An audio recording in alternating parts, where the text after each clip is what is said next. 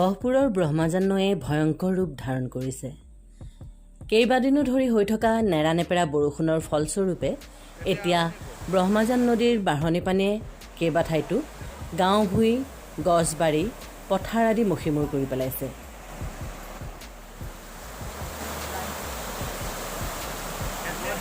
অঞ্চলটোৰ চমৰাজান, পূব গৰৈমাৰী, বামুণবাৰী গাঁও আদি ব্যাপকভাৱে ক্ষতিগ্ৰস্ত হৈছে।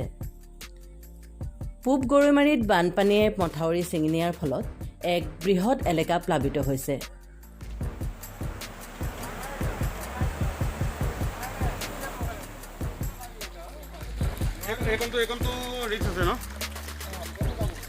ৰাইজৰ মাজত কৰোনাই সৃষ্টি কৰি থকা শংকাৰ মাজতেই বানৰ এই তাণ্ডৱ এক গুৰুতৰ সমস্যাৰূপে দেখা দিছে। শুকুৰবাৰৰ পৰা খিলে এটা পানী বাঢ়ি আছে নে কমি আছে? পানী বাঢ়ি আছে। বাইক গাড়ী অহা যোৱা কৰিবলৈ অসুবিধা হৈছে, মানুহবিলাকৰ অসুবিধা হৈছে। আজি 2 দিন হ'ল ছিঙা।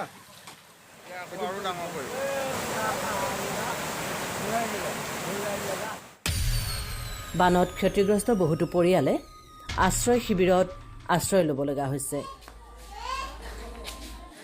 সাহায্য বা এই খাদ্য সামগ্ৰী দিয়া হৈছে নাই?